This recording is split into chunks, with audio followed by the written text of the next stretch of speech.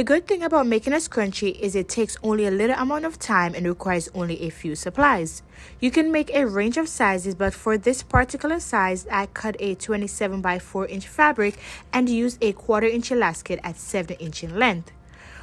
Other than the obvious sewing machine, thread, fabric, the other supplies I am using are pins, scissors, a 1/4 inch elastic, clear ruler, and a chalk. Now let's get right into today's tutorial. Start by folding the fabric together, right sides facing each other. Now pin the shorter ends together and take it over to the sewing machine. With a 1/2 inch seam allowance, I'm going to sew the shorter ends together. Make sure to backstitch at the beginning and at the end.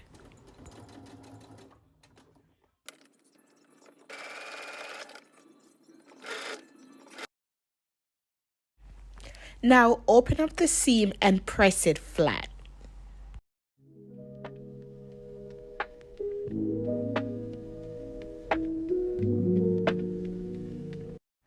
Now pay close attention to these next few steps, especially if you've never done the burrito method before. Turn the fabric over to the other side where the seam is not showing. Pinch and fold the top layer together in the center. Then grab the bottom layer and pin in place using the seam as a guide.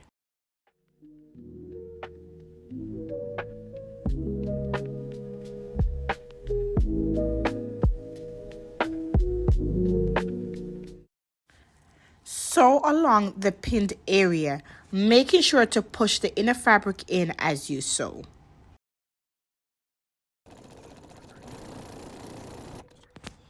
As you get to the end, pull the fabric inside towards you and line the outer fabric together and continue to sew. Keep doing that and continue to sew. Leave a 1 inch opening to pull the fabric through. So once you get closer to the other end, leave the 1 inch gap and backstitch.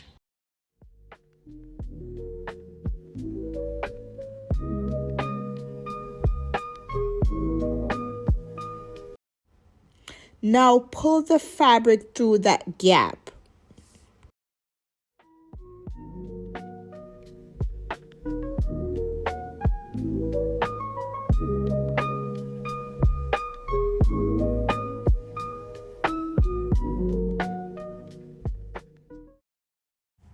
Once it's fully onto the right side, now we can insert the elastic. So I'm going to use my safety pin. I'm going to attach that to one end of the elastic and pull that through. Just make sure you don't pull it right through because then you're going to have to do it over.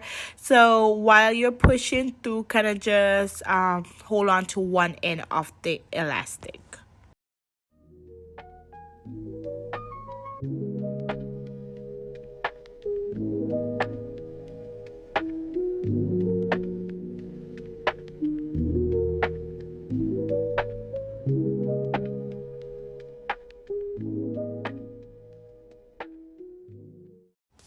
Once you've inserted the elastic throughout the fabric, now it's time to secure the ends. You can either do this by sewing together the ends or tying it. In this case, I'm just going to tie it really like a knot at the end.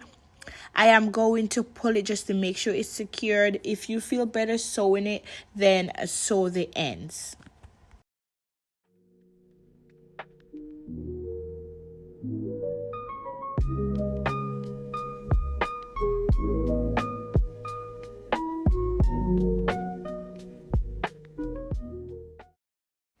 Alright, so now we're going to take the scrunchie back over to the sewing machine to close up that gap. And I'm just going to use a straight stitch, remembering to backstitch at the beginning and at the end. And that's just how easy it is to make a scrunchie.